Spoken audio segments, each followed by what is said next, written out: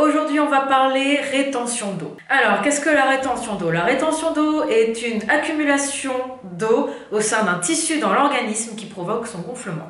D'un point de vue purement médical, on parle d'œdème. Alors on va planter le décor tout de suite. Dans cette vidéo, on ne va pas aborder les aspects médicaux ayant trait à des pathologies telles que celles des reins, cardiaques, pulmonaires, thyroïdiennes, médicamenteuses, etc. Donc, en cas de symptômes tels que gonflement significatif de l'une ou des deux jambes, difficulté à marcher, marque de pression en forme de godet laissée par le pouce quand on appuie sur la peau, surtout au niveau du ventre, file voir un médecin et si jamais c'est déjà fait et que tu as un traitement à suivre, surtout accroche-toi et prends bien soin de toi. Dans cette vidéo, je m'adresse à toi qui a des raideurs ou les jambes lourdes en fin de journée et dont les jambes et les chevilles gonflent. À toi qui as déjà tout essayé pour lutter contre ce que tu penses être des ballonnements alors qu'en fait tu fais de la rétention d'eau. Et à toi qui sais faire de la rétention d'eau et cherche des astuces et des solutions contre ce problème. Avant de se lancer, encore une petite précision, dans cette vidéo, on ne va parler ni diurétiques, qu'ils soient médicaux ou naturels, ni compléments alimentaires. Dans le cadre d'une alimentation saine, équilibrée et adaptée, on n'a pas besoin de ces procédés-là. On trouve tout ce qu'il nous faut dans la nourriture et dans l'eau. Si jamais tu kiffes la vidéo, tu n'oublies pas de me laisser un petit pouce bleu, ça me fait vraiment plaisir, de t'abonner à la chaîne et surtout d'activer les notifications, comme ça tu ne perdras pas une miette de ce qui va suivre. Et c'est parti. D'abord, des conseils pour toi qui ne t'entraînes pas encore. La rétention d'eau, dans ton cas, peut être liée à un surpoids, au port de vêtements trop serrés ou trop chauds, à une activité physique quotidienne insuffisante, à des positions statiques trop longues, qu'elles soient debout ou assises, à une alimentation inadaptée et insuffisamment variée, à une hydratation insuffisante ou encore au stress. Alors pas de panique, hein. Mon objectif avec cette vidéo, c'est pas de t'encourager à sortir tout de suite maintenant, t'inscrire dans la première salle de sport que tu vas croiser, quoique ça pourrait... Je te conseille tout de même, en cas de surpoids, de consulter un ou une spécialiste qui va t'aider dans ta démarche, dans un rééquilibrage alimentaire, mais aussi dans ce qui peut s'apparenter à un paramétrage alimentaire adapté à tes goûts et à tes besoins. Donc on dit non au régime et on dit oui à prendre soin de soi étape par étape, doucement mais sûrement dans une bonne direction. De faire attention au port de vêtements trop serrés ou trop chauds, c'est vraiment pas top pour la circulation du sang, même si on se sent bien dedans et même si on se trouve joli dedans, ou beau gosse.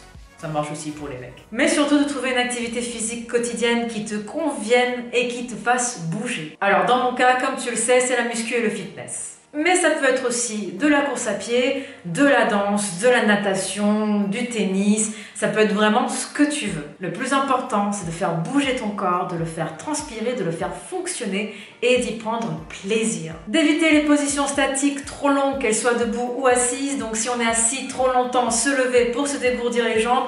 Et si on est debout trop longtemps, eh bien s'asseoir un tout petit peu et essayer de faire bouger ses jambes pour réactiver la circulation du sang. D'adopter une alimentation plus saine en réduisant ta consommation de sel. Quand on mange des repas riches en sel, par exemple des repas déjà tout préparés, eh bien on retient davantage d'eau. Quand je te conseille de réduire le sel, je ne te parle pas d'une suppression complète, je te parle juste d'être consciente de ce que tu mets dans ton assiette et de savoir les quantités de sel que tu y mets. On en trouve quasiment partout du sel, donc y aller mollo, ça aide vraiment. En évitant les sucres raffinés, alors tu vas me dire ça c'est normal, mais oui, ça aide aussi pour la rétention d'eau parce qu'en fait, quand tu manges des sucres raffinés ou des aliments avec une charge glycémique élevée, en fait, tu vas retenir davantage de sel parce que le pic de glycémie va faire en sorte que tu vas retenir plus de sel. Donc du coup, on dit non au sucre contenu dans les pains blancs, dans la farine blanche, le sucre de table, enfin bon, tous les sucres raffinés. Et le sucre complet est également un sucre à charge glycémique très élevée, même s'il n'est pas complètement raffiné. En privilégiant des aliments riches en magnésium, donc là on va avoir par exemple les oléagineux,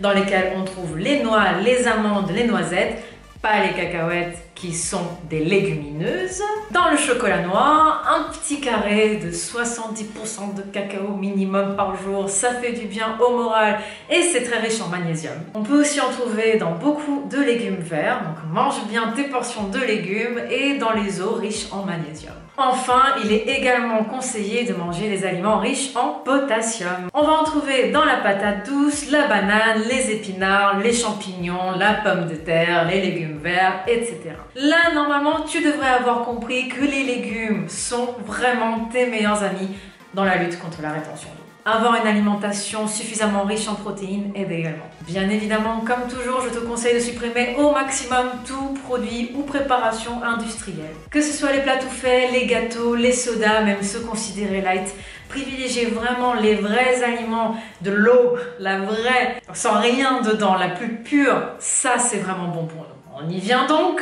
boire suffisamment d'eau. Et je parle bien d'eau pure, encore une fois.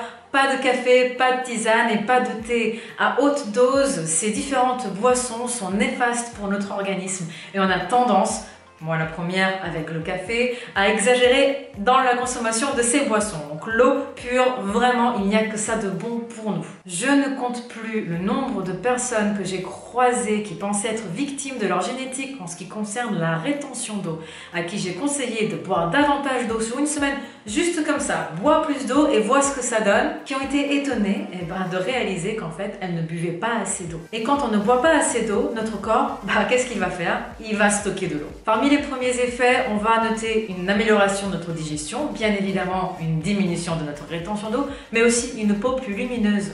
Ouais, ça touche vraiment tous les organes. L'eau, il ne faut pas la négliger. Alors, je parle souvent de cette application gratuite, mais il y en a d'autres. Aqualert va te permettre de calculer tes besoins en eau à partir des données que sont ton poids, ta taille, ton âge et ton sexe. À ces besoins, il est conseillé d'ajouter en fonction de l'intensité de ton entraînement 50 centilitres d'eau par demi-heure d'effort. Donc si tu t'entraînes 1 heure, n'oublie pas, il faut que tu aies une bouteille d'1 litre d'eau avec toi. Et enfin, on y arrive, le stress. Je ne m'en étais jamais aperçue avant de devenir athlète bikini. Le stress conjugué à d'autres facteurs tels qu'une mauvaise hydratation ou des plats plus riches en sel qu'à l'habituel, et bam, c'est fatal, tu te retrouves à faire une belle rétention d'eau. Donc tu peux avoir une activité physique quotidienne, manger tout ce qu'il faut, boire suffisamment d'eau, dormir assez et te retrouver à faire une belle rétention d'eau juste parce que tu es super stressé. Alors là, tout de suite maintenant, je te le dis avec le sourire, mais en vrai, c'est vraiment pas drôle. Tout le monde ne répond pas de la même façon au stress. Ce que je peux te conseiller, c'est de prendre du recul, d'essayer de comprendre d'où il vient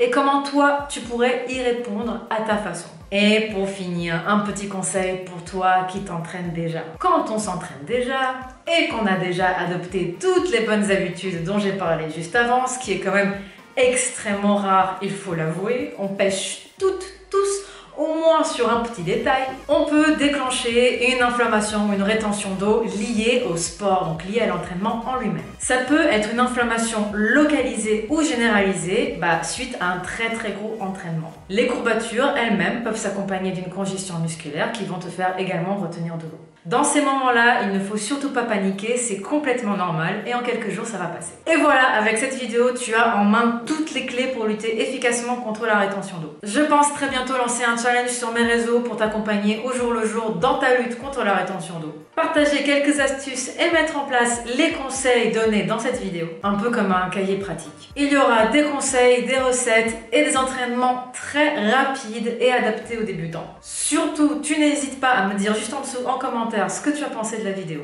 Et si jamais ça te tente de te joindre à nous dans ce challenge, je donnerai plus d'infos sur mes réseaux et sur mon compte Instagram très bientôt. Allez,